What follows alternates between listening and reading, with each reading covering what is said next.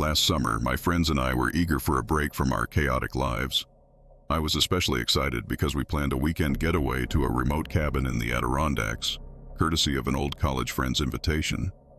The cabin, nestled deep in the woods, seemed like the perfect escape from our urban routine. We were a group of 6, all in our mid-20s, looking forward to bonding over bonfires, hiking, and just enjoying some peace and quiet. None of us had visited this part of New York before, but the pictures and descriptions promised a charming retreat. It was meant to be a relaxing, carefree weekend, with nothing but nature around us and our own little piece of wilderness to enjoy. When we arrived on a Friday evening, the cabin looked like something out of a postcard, rustic, quaint, and isolated from the hustle and bustle of city life. Surrounded by towering pines and the distant murmur of a stream, it was exactly what we had hoped for. The interior was just as inviting: a large stone fireplace, comfy furniture, and a stocked kitchen. We quickly settled in, making ourselves comfortable. The first night was filled with laughter and stories by the fire, each of us eagerly anticipating the adventures the weekend would bring. The peacefulness of the location was refreshing, and for a while, everything felt perfect. The first sign that something was off came the next morning. As we were preparing breakfast, we noticed a figure standing near the edge of the property, watching us from a distance. It was a man dressed in a tattered coat and looking out of place in the otherwise serene landscape. When we waved, he quickly disappeared into the trees. We assumed he was just a hiker or perhaps a local wandering by, but his sudden appearance left us uneasy. We decided to shake off the odd encounter and proceeded with our plans for a hike, brushing it off as a one-time occurrence. During our hike, we heard something that made us all stop in our tracks: a deep, distant roar. It wasn't an animal sound we recognized, and it seemed to come from the direction of the cabin. We exchanged nervous glances but continued our trek, trying to ignore the unsettling noise. The roar echoed through the trees a few more times, growing fainter as we moved farther away. By the time we returned to the cabin, the roar was nothing more than a distant memory, though it lingered at the back of our minds, casting a shadow over our otherwise enjoyable day. That evening, as we were preparing for dinner, one of my friends realized the cabin keys were missing. We searched everywhere, retracing our steps from the hike and checking every nook and cranny inside the cabin. The keys were nowhere to be found. It was as if they had vanished into thin air. The idea of being locked out in the middle of nowhere was unsettling, but we managed to stay calm. We decided to contact the property manager for assistance, only to find out that their response time could be several hours. With no other options, we decided to make do and wait. Later that night, after a few hours of trying to distract ourselves with games and conversations, I saw something strange through the window. A shadowy figure seemed to be moving around outside, lingering near the perimeter of the property. I mentioned it to the group, but when we all went to investigate, the figure was gone. It could have been a trick of the light or an animal, but the feeling of being watched persisted. We locked the doors and windows, hoping it was just our imagination running wild in the darkness. In the dead of night, we were suddenly jolted awake by a loud noise. Someone was banging on the cabin door. Groggy and alarmed, we scrambled to the entrance only to find it securely locked. We checked the windows and found them all shut tight. The banging continued, growing more frantic. We called out, but there was no response. Fearful and confused, we decided to stay put and wait for the noise to stop. The pounding eventually ceased, but the unsettling feeling remained, leaving us all on edge. By morning, the pounding had become a distant memory, but the anxiety remained. We decided to check the surroundings for any signs of forced entry or vandalism. Everything seemed intact, yet there was an undeniable sense that something wasn't right. We discovered strange, muddy footprints leading up to the cabin, but there was no sign of anyone around. The sense of unease grew as we realized that someone, or something, had been close to our shelter in the dead of night. It was a chilling realization that made our once relaxing retreat feel perilously close to a nightmare. Determined to get to the bottom of the strange occurrences, we split up to search the nearby woods for clues. As we ventured deeper into the forest, we found more of the muddy footprints, leading to a secluded area we hadn't explored before. The tracks seemed to end abruptly, leaving us with more questions than answers. We found no sign of the mysterious man or any other source of disturbance. The isolation of the woods felt oppressive, and the thrill of adventure was overshadowed by a gnawing sense of dread. The mystery of who or what had been watching us remained unsolved. Returning to the cabin, we made a disturbing discovery. Our food supplies were tampered with, cans were opened, and some items were missing. The idea of someone invading our space while we were away was terrifying. We checked the cabin thoroughly but found no other signs of a break-in. The tampering of our supplies suggested that whoever was out there had been very close. We realized the situation was more dangerous than we had initially thought. With growing fear, we decided to stay vigilant and keep watch through the night. As night fell, the tension in the cabin was palpable. We took turns keeping watch, but our nerves were frayed. Around midnight, the loud banging returned, even more intense than before. We could hear the sound of something scraping against the door, and the fear of not knowing what was out there was overwhelming. In a frantic decision, we decided to escape through a window. We made our way into the dark forest, guided only by the dim light of our phones, and fled towards the nearest road, hoping to find help. We eventually made it to a highway where we flagged down a passing car, which took us to safety. The property manager later confirmed that no one else had been on the property. The authorities found no trace of the man or any other intruder. The unsettling feeling of being watched and the mystery of what truly happened at the cabin haunted us long after we left. The cabin remains a dark chapter in our lives, a reminder of the thin line between a peaceful retreat and a harrowing encounter with the unknown. Last Friday night, I was looking forward to a laid-back evening at home. After a hectic week at the marketing firm, I planned a quiet night alone, binge-watching some Netflix series and indulging in takeout from my favorite local pizza place. My apartment in downtown Toronto was the perfect retreat, cozy, familiar, and a world away from the chaos of Bay Street. With the streetlights casting a gentle glow through my window, I settled onto the couch, my cat purring contentedly beside me. The city's hum was a comforting backdrop, but little did I know, this tranquil evening was about to take a turn into something far more unsettling. As I immersed myself in the latest episode of a crime thriller, I started to notice an unusual noise. It was faint at first, almost like the distant echo of a conversation or a muffled knock. I shrugged it off, thinking it was just the neighbors or perhaps the building's creaky pipes. However, as the night wore on, the sounds grew more distinct, shuffling footsteps and occasional clinking noises. I tried to focus on the show, but the noises persisted, gnawing at my sense of peace. The walls of my apartment, usually solid and reassuring, seemed to grow thin and translucent with each passing minute.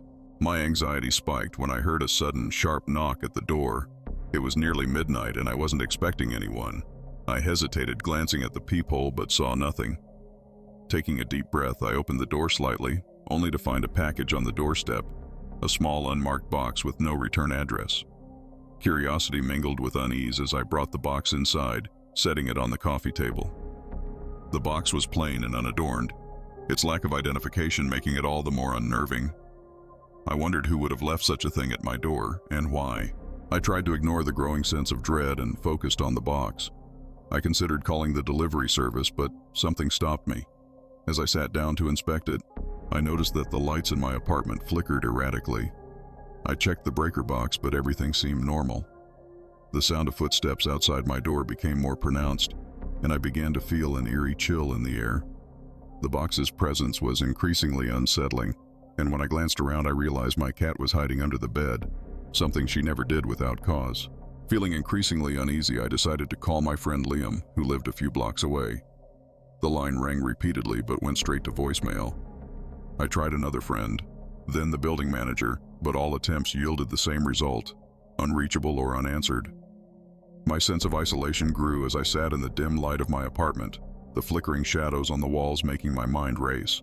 I tried to rationalize the situation, telling myself it was just my imagination and that everything would be fine.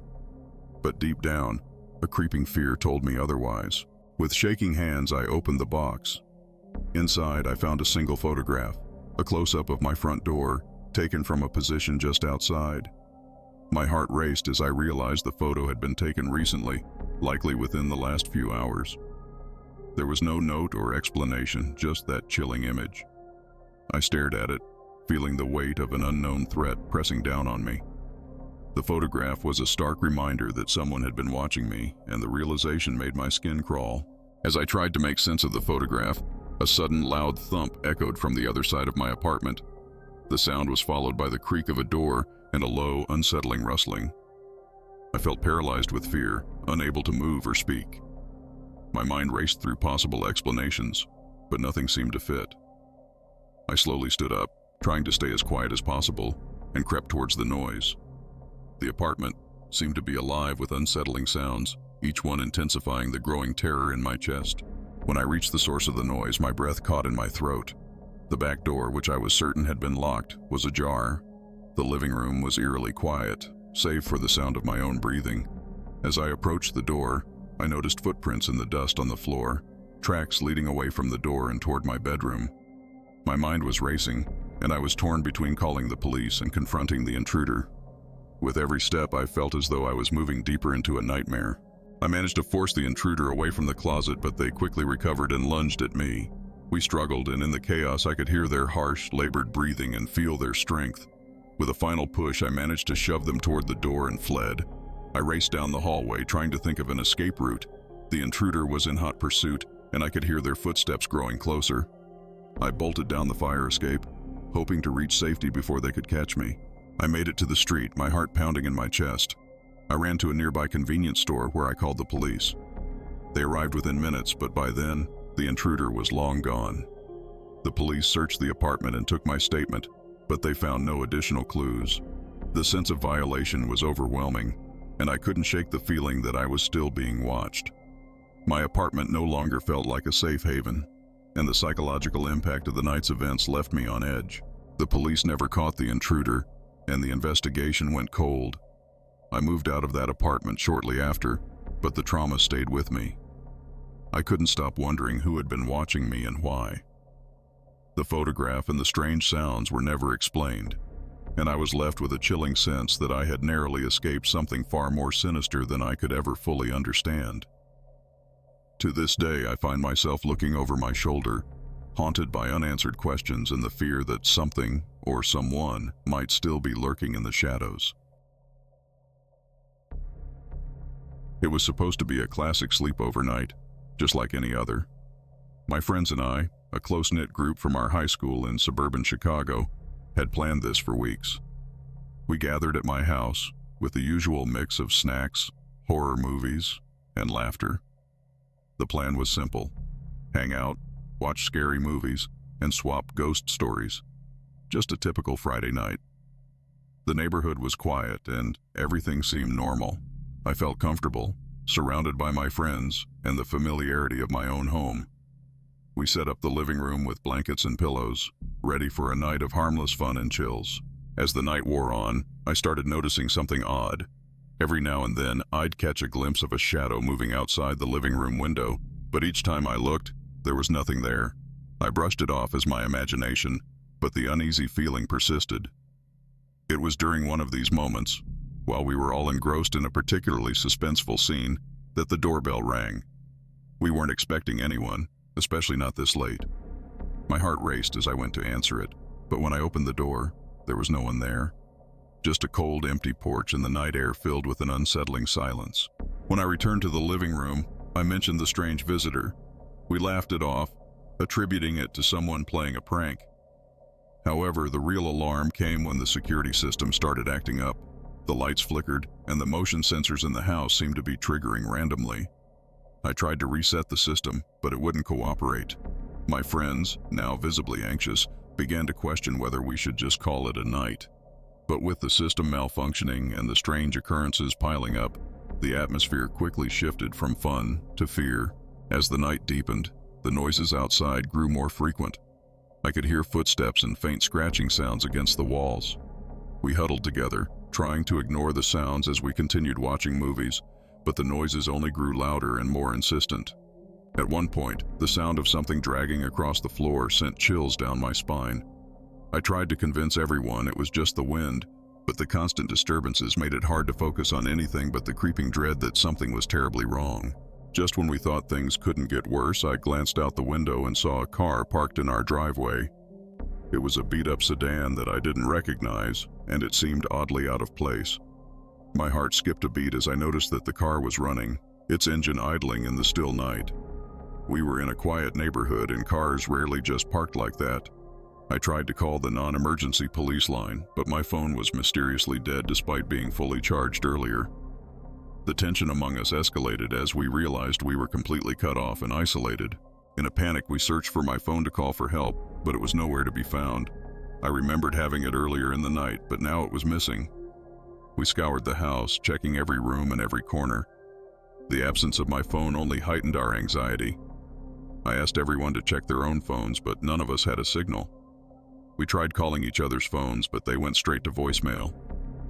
The sense of vulnerability and helplessness grew with each unanswered call, making the night feel increasingly oppressive. Suddenly, there was another knock at the door. 3 distinct raps, as if someone was waiting for us to answer. We were all frozen, staring at each other in silent terror. I reluctantly approached the door once more, trying to peer through the peephole. There was no one there.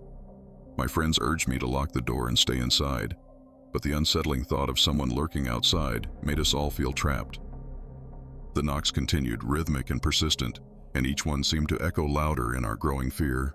The knocking eventually stopped, and a heavy silence settled over the house. It was an eerie calm, like the quiet before a storm. We tried to relax, but every creak and groan of the house seemed amplified. We huddled together, whispering about what to do next, but our plans were interrupted by the sudden, jarring sound of the front door slamming shut. We had locked it, so this was impossible. The silence that followed was even more disturbing, as if something had entered and was now stalking us through the darkness. When we mustered the courage to check, we found the front door wide open. The house was eerily quiet, but something caught my eye near the doorway. Footprints leading into the living room. They were large and muddy, and they led directly to where we had been sitting. We followed the trail, hearts racing, and found that nothing seemed out of place. However, the feeling of being watched grew stronger. We checked every room and closet, but there was no sign of an intruder, only the lingering sense of dread. Desperate to escape, we decided to leave the house and seek help. As we moved outside, we saw the mysterious sedan still parked in the driveway, its engine now off. We ran down the street, trying to reach the nearest neighbor or any form of safety. The streetlights flickered as if struggling to stay on, and the shadows seemed to stretch and writhe. Behind us, we heard the distant sound of footsteps following our frantic retreat, heightening our terror with every echo. Eventually, we reached a neighbor's house and banged on the door, but there was no answer. In our panic, we turned to see the sedan slowly following us from a distance. It was as if it was toying with us, keeping a deliberate distance to let us know it was still there. We sprinted through alleys and back streets, eventually finding refuge in a well-lit public area. The car eventually vanished into the night, but the sight of it lingered in our minds, leaving us with an overwhelming fear of what might have happened if we hadn't escaped. After the ordeal, we contacted the police, but by the time they arrived, the car and any trace of the intruder were gone. The officers assured us they would investigate, but no further evidence was found. Back at my house, we discovered that the security system had been tampered with, but there was no sign of forced entry. The fear from that night left us all deeply shaken. We never figured out who the mysterious visitor was or what their intentions might have been. To this day, the memory of that night haunts me, and the unanswered questions linger like shadows in the dark.